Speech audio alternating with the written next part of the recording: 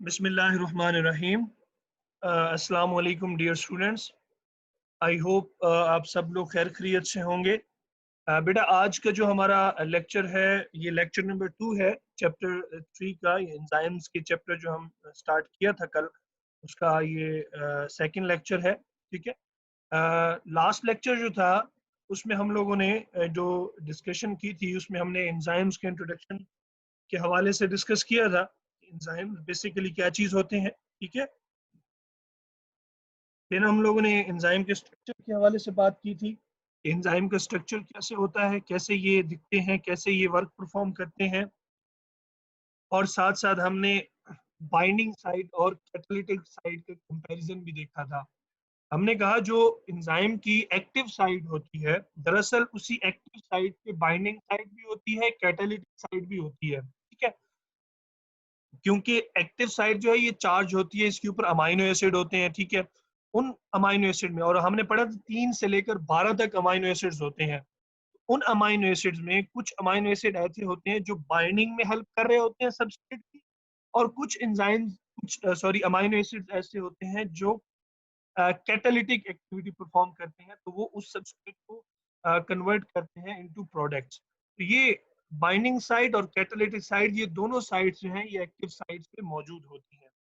So, आज का जो हमारा लेक्चर है this one is about cofactor. ठीक है। कोफैक्टर के हवाले से हम डिटेल डिस्कस करेंगे, आज मैं आपको समझाऊंगा भी सही। ठीक है। सो कोफैक्टर दरअसल ये बेटा नॉन प्रोटीन पार्ट होते हैं कोफैक्टर्स। इनका काम क्या होता है, ये अटैचमेंट में हेल्प करते हैं चीज की, सबस्ट्रेट की। अच्छा, एक चीज मैं बेटा क्लियर कर दूं कि बेटा सारे एंजाइम के साथ कोफैक्टर नहीं होते। कुछ एंजाइम कोफैक्टर के बगैर भी परफॉर्म करते हैं, कुछ एंजाइम्स ऐसे होते हैं जिनको कोफैक्टर चाहिए होता है, जरूरी होता है। अगर उन एंजाइम्स के साथ ये कोफैक्टर मौजूद ना हो तो एंजाइम जो है वो एक्टिविटी अपनी परफॉर्म नहीं करते। लेकिन सब एंजाइम के लिए कोफैक्टर नेसेसरी नहीं होता। मेन जो इसका रोल है बेटा वो अटैचमेंट में है और कैटालिटिक एक्टिविटी में है। यानी कि सबस्ट्रेट को अटैच भी करवा रहा होता है और कैटालिटिक भी उसकी एक्टिविटी हो रही होती है साथ साथ। फिर उसके बाद एक्टिवेशन ऑफ एंजाइम, एंजाइम्स को एक्टिवेट करता है। मैंने आपको क्या बताया अभी कि कुछ एंजाइम्स ऐसे होते हैं जो परफॉर्म ही नहीं करते जब तक उनके साथ कोफैक्टर अटैच नहीं होता। जब कोफैक्टर इनके साथ अटैच हो जाएगा तो ये एक्टिवेट हो जाएंगे एंजाइम। उसके बाद दो टर्म्स बेटा यूज हुई है, एक हुई है एपो एंजाइम, एक हुई है होलो एंजाइम। ये इन टर्म्स को बेटा जरा आपने गौर से समझना है, ओपो एंजाइम और हेलो एंजाइम के हवाले से। बेटा सबसे पहले मैं एपो एंजाइम की बात करूंगा। ये अक्सर पेपर में पूछा जाता है, write down the difference between apo enzyme और होलो एंजाइम। बेटा एपो एंजाइम वो एंजाइम होता है जो इनएक्टिव फॉर्म में होता है और उसके साथ को फैक्टर अटैच नहीं होता। ठीक है। यानी कि ये वो एंजाइम है जो क्या होता है, नॉन एक्टिव, इनएक्टिव होता है, इसके साथ को फैक्टर अटैच नहीं होता। तो ऐसे एंजाइम को आप एपो एंजाइम का नाम देते हैं। उसके बाद दूसरे नंबर पे है होलो एंजाइम। ये वो एंजाइम है बेटा जब को फैक्टर अटैच हो जाएगा और एंजाइम एक्टिव हो जाएगा, तो ऐसे एंजाइम को हम होलो एंजाइम का नाम देंगे। तो ये दोनों का डिफरेंस बेटा आपने जहन में रखना है। आपकी बुक में एक एग्जांपल दी है पेप्सिन की। यानी कि ये वो उन्होंने जिक्र किया है कि वो एंजाइम है जिसमें को फैक्टर जो है वो जरूरी नहीं होता, बट फिर भी ये वर्क ऐसे कर रहा होता है जैसे, मतलब एक्टिव एंड इनएक्टिव स्टेट में। मैं आपको इस एग्जांपल को डिटेल से एक्सप्लेन करता हूं, आपको समझाता हूं वहां से। बेटा हमारे स्टोमिक के अंदर एक एंजाइम मौजूद होता है इनएक्टिव फॉर्म में, उसको आप पेप्सिनोजेन का नाम देते हो। ठीक है। अब ये एंजाइम सिक्रीट होता है, प्रोड्यूस होता है स्टमक के अंदर। अब ये वर्क नहीं कर रहा होता, इनएक्टिव होता है। इसके साथ जो है एक ऐसे समझ लें पॉलीपेप्टाइड चेन होती है जो अटैच होती है, जो जिसने इसको इनएक्टिव रखा होता है। ठीक है। अब जैसे ही आपके फूड पार्टिकल या आप जो है खाना खाने लगोगे तो आपका स्टमक जो है वो HCl प्रोड्यूस करता है। अब जैसे ही HCl प्रोड्यूस होगा तो ये जो पॉलीपेप्टाइड एच है पेप्सिनोजिन के साथ, जो कि इनएक्टिव फॉर्म है इसकी, ये पेप्सिन एंजाइम की इनएक्टिव फॉर्म है, तो क्या होगा, ये पॉलीपेप्टाइड चेन जो है ये रिमूव हो जाएगी। ये इसके रिमूव होते ही क्या होगा, पेप्सिनोजिन कन्वर्ट हो जाएगा पेप्सिन में, जो कि क्या है, एक्टिव फॉर्म है। अब ये इन्वॉल्व होगी डाइजेशन के रोल में स्टमक के अंदर। तो अब इस चीज को गौर से समझिएगा बेटा कि ऑलरेडी हमारी स्टमक के अंदर एक एंजाइम मौजूद था पेप्सिनोजिन, बट वो इनएक्टिव था, यानी कि इनएक्टिव फॉर्म थी वो पेप्सिन की। और इनएक्टिव क्यों थी, क्योंकि इसके साथ पॉलीपेप्टाइड चेन अटैच थी जो कि इसको काम नहीं करने दे रही थी, ये इनएक्टिव था। जैसे ही HCl प्रोड्यूस होना शुरू हुआ तो ये जो पॉलीपेप्टाइड चेन है ये वहां से रिमूव हो जाएगी और फौरन ही ये कन्वर्ट हो जाएगा पेप्सिन में, जो कि एक्टिव फॉर्म है। अब इसमें को फैक्टर नहीं है, बट फिर भी ये एक्टिव और इनएक्टिव फॉर्म में जो है वो परफॉर्म कर रहा है एंजाइम। उसके बाद ऑलरेडी मैं आपको HCl का बता चुका हूं, ठीक है। यहाँ पे अब डायग्राम में देखें बेटा, डायग्राम में आपको कैटालिटिक साइट नजर आ रही है, जहां कैटालिसिस यानी कि एक्टिव साइट। अब उसके साथ आपको को फैक्टर नजर आ रहे हैं। अब ऑपो एंजाइम देखें, ऑपो एंजाइम वो एंजाइम जिसमें कैटालिटिक साइट मौजूद है, ठीक है। ये आप देख सकते हैं, बुक में देख सकते हैं, कैटालिटिक साइट मौजूद है बट को फैक्टर अटैच नहीं है, तो वो ऑपो एंजाइम। दूसरा हॉलो एंजाइम देख सकते हैं बेटा, उन्होंने दिखाया डायग्राम में ऑपो एंजाइम प्लस को फैक्टर, ये हॉलो एंजाइम कहलाता है। तो इस डायग्राम में भी बेटा आप इस चीज को समझ सकते हैं, ऑपो एंजाइम जब को फैक्टर अटैच नहीं होगा और ये इनएक्टिव फॉर्म होगी, this one is Oppo enzyme. और अगर को फैक्टर अटैच हो जाता है किसके साथ, एंजाइम के साथ, और ये एक्टिव फॉर्म में आ जाता है, तो this one is hollow enzyme. Next one, types of को फैक्टर की तरफ आते हैं बेटा। जी बेटा, ये इनऑर्गेनिक भी हो सकते हैं को फैक्टर, ऑर्गेनिक भी हो सकते हैं, ठीक है। सबसे पहले इसमें हम लोग पढ़ेंगे एक्टिवेटर्स। एक्टिवेटर्स क्या है बेटा, these are inorganic.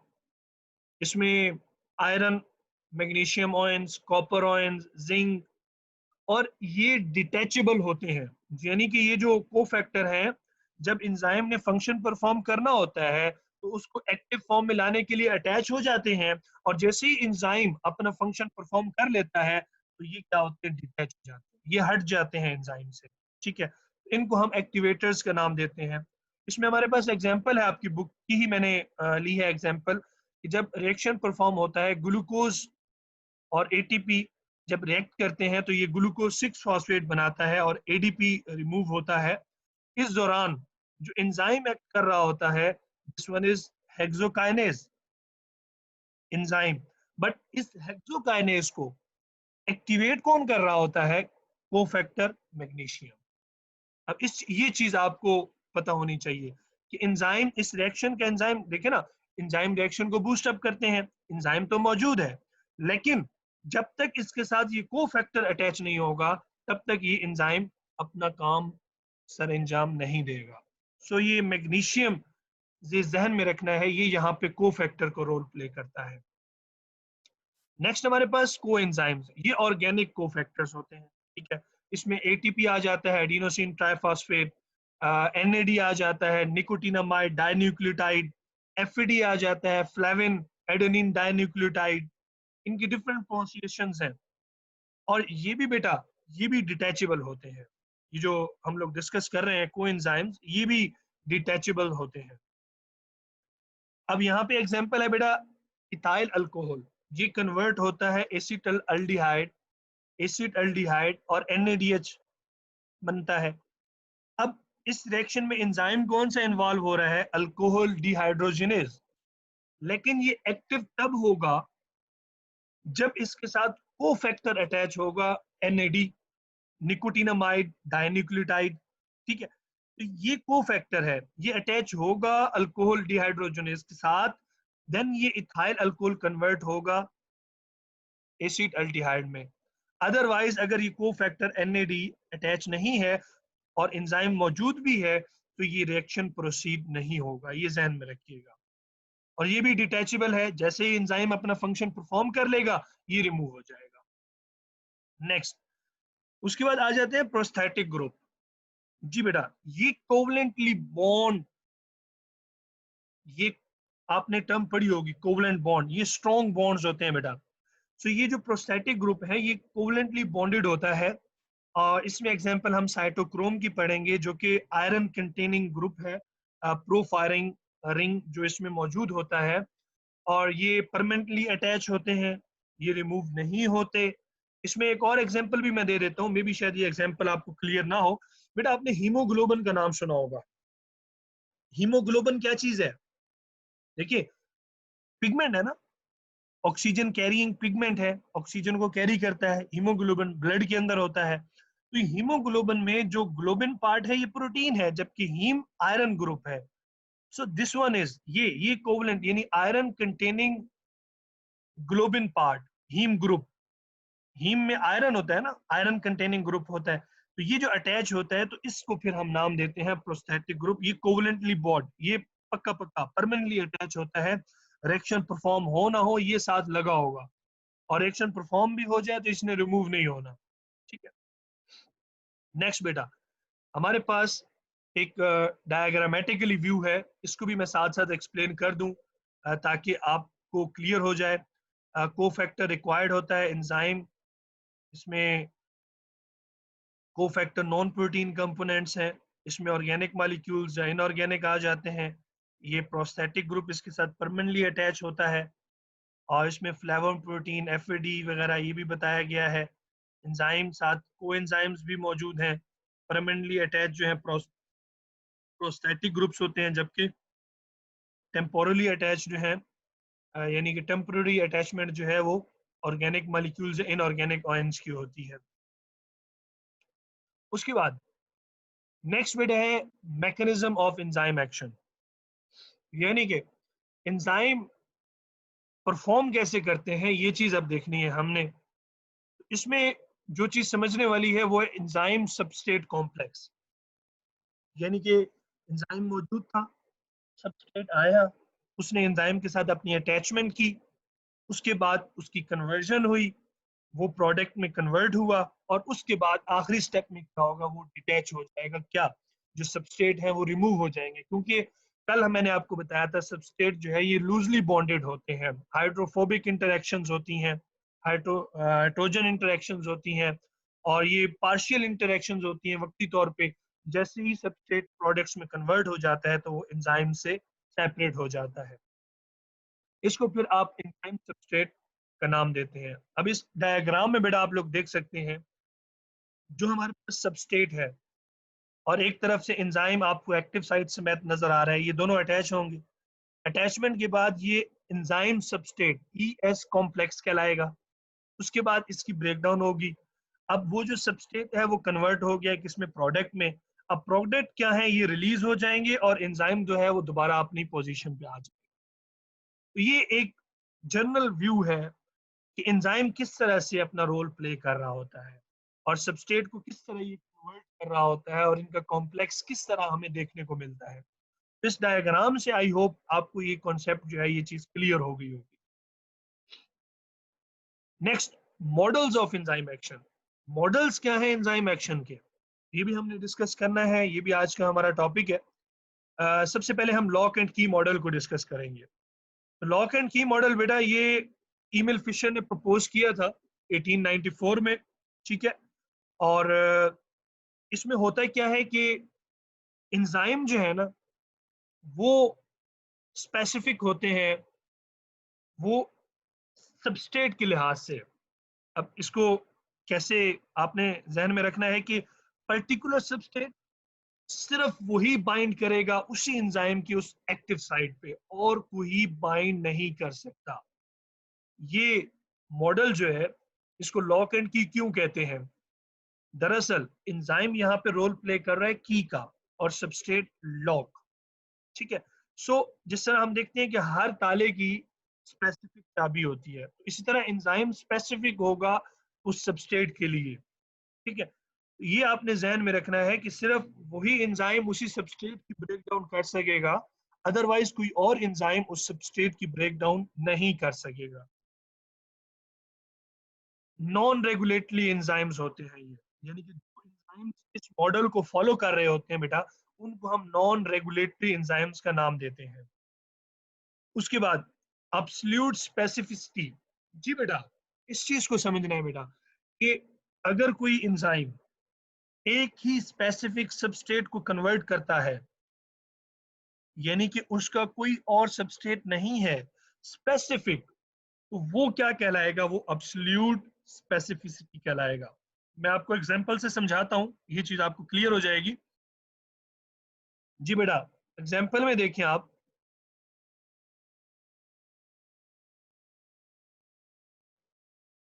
Urea water के साथ कंबाइन करता है, अमोनिया बनाता है और साथ कार्बन डाइऑक्साइड बनती है। ठीक हो गया। अब ये रिएक्शन, ये यूरेज एंजाइम के अंडर ये रिएक्शन होगा, अदरवाइज यूरिया कभी भी कन्वर्ट नहीं होगा कोई और एंजाइम आ जाए तो। स्पेसिफिक, जो चीज मैं समझाना चाह रहा था आपको, यानी कि यूरेज एंजाइम जो है इस रिएक्शन के लिए स्पेसिफिक है। यूरेज एंजाइम सिर्फ और सिर्फ यही रिएक्शन परफॉर्म कर सकता है। ठीक है। सो यूरिया को कन्वर्ट करेगा, मतलब अमोनिया में एंड कार्बन डाइऑक्साइड में वाटर के साथ रिएक्ट करके। इसी तरह बेटा सक्रोज, एक आपने नाम सुना होगा, सक्रोज कार्बोहाइड्रेट है, तो उसकी ब्रेक एंजाइम है, अब वो उसके लिए स्पेसिफिक है। माल्टोज, ये क्या चीज है? माल्टोज ये भी कार्बोहाइड्रेट है, इसको जो कन्वर्ट कर रहा है, इसकी ब्रेक डाउन कर रहा है, दिस वन इज माल्टेज। यानी कि ये स्पेसिफिक है, उसी सबस्ट्रेट को ये कन्वर्ट करेंगे। ये हमारे पास ईमेल फिशर की डायग्राम है, मींस उसकी आप पिक आप कह सकते हैं। ठीक है। उसके बाद हम इंड्यूस फिट मॉडल को डिस्कस करेंगे। This one is induce fit model. किसने दिया था बेटा? डैनियल कॉशलैंड ने 1959 में। ठीक हो गया। अब इसमें क्या होता है, इसकी एक्टिविटी फ्लेक्सिबल है, यानी कि ये एंजाइम जिस तरह का सबस्ट्रेट होगा अपने आप को वैसे ही मॉडिफाई कर लेगा, और मॉडिफाई करने के बाद उसको कन्वर्ट कर देगा प्रोडक्ट्स में। ठीक है। यानी कि ये एक्टिव साइड ये नहीं है कि ये फिक्स है, ये फ्लेक्सिबल होती है। सबस्ट्रेट जैसा भी हो उसको ये वेलकम करेगा, अपने अंदर मॉडिफिकेशन ले आएगा, सबस्ट्रेट के लिए कुछ स्पेसिफिक नहीं होगा। और इसकी जो, यानी कि इस मॉडल को जो एंजाइम्स फॉलो कर रहे होते हैं, या जो इस मॉडल में एंजाइम्स वर्क कर रहे होते हैं, इस लिहाज से तो हम उनको फिर रेगुलेटरी एंजाइम्स कहते हैं, या फिर हम उनको एलोस्टेरिक एंजाइम्स भी कहते हैं। इसमें एग्जांपल उन्होंने आपकी बुक में हेक्सोकाइनेज की दी है। यहाँ मैं एक रिएक्शन जो है उसको डिस्कस करूंगा, ताकि ये जो मॉडल है ये आपको क्लियर हो जाए। ठीक है। इसमें हीमोग्लोबिन का नाम सुना होगा आपने, हीमोग्लोबिन। हीमोग्लोबिन ऑक्सीजन के साथ रिएक्ट करता है, ऑक्सी हीमोग्लोबिन। और ये इस रिएक्शन में एंजाइम जो इन्वॉल्व है, this one is carbonic anhydrase. यानी कि ये कार्बोनिक एनहाइड्रेज इस रिएक्शन को प्रोसीड करता है, लेकिन ये एंजाइम स्पेसिफिक नहीं है, ये इस रिएक्शन के अलावा और भी रिएक्शन परफॉर्म कर सकता है। फॉर एग्जाम्पल, कौन सा रिएक्शन है जी? कार्बन डाइऑक्साइड वाटर के साथ रिएक्ट करता है, कार्बोनिक एसिड बनाता है जो कि अनस्टेबल है, और ये फौरन कन्वर्ट हो जाता है हाइड्रोजन आयन और बाइकार्बोनेट आयन। ठीक है। तो इसमें भी कार्बोनिक एनहाइड्रेज है जो इन्वॉल्व है, इस रिएक्शन को प्रोसीड कर रहा है। अब देख सकते हैं कि कार्बोनिक एनहाइड्राइज, यानी कि जो एंजाइम है कार्बोनिक एनहाइड्रेज, ये एक रिएक्शन नहीं, एक से ज्यादा सबस्ट्रेट को भी कन्वर्ट कर रहा है। कोई और आ जाए, ये अपने अंदर मॉडिफिकेशन ले आएगा, बट सबस्ट्रेट को ये कन्वर्ट कर देगा। ठीक है। तो ये इंड्यूस मॉडल कहलाता है। यहाँ पे आप देख सकते हैं, ये हमारे पास डैनियल कॉशलैंड है जिन्होंने ये मॉडल दिया था। ठीक है। उसके बाद मैं जरा डायग्राम की तरफ भी आ जाता हूँ। जी, इस डायग्राम में हैं लॉक एंड की मॉडल को भी और इंड्यूस फिट मॉडल को भी। लॉक एंड की में देखें स्पेसिफिक शेप है, एक्टिव साइट पे आके अटैच होगा और उसकी कन्वर्जन हो जाएगी, कॉम्प्लेक्स बनेगा और at the end product separate हो जाएंगे। इंड्यूस फिट में आप देखें यहाँ पे स्ट्रक्चर आपको डिफरेंट नजर आ रहा है, नीचे आप देख सकते हैं स्ट्रक्चर में वेरिएशन थोड़ी सी आपको नजर आएगी, बट इसने अपने आप को मॉडिफाई किया है। मॉडिफाई करने के बाद ये इसकी ब्रेक डाउन करता है, पहले कॉम्प्लेक्स बनेगा, उसके बाद ये प्रोडक्ट में कन्वर्ट करेगा और ये प्रोडक्ट जो है ये एंजाइम को सेपरेट, यानी कि एंजाइम अलग हो जाएगा, प्रोडक्ट जो है अलग हो जाएंगे, एंजाइम अपने दोबारा अपनी पोजीशन पे आ जाएगा। आप देख सकते हैं डायग्राम में। तो बेटा ये तो था हमारा आज का टॉपिक, आई होप आप लोगों को समझ आ गया होगा। ठीक है, thank you so much and अल्लाह हाफिज बेटा।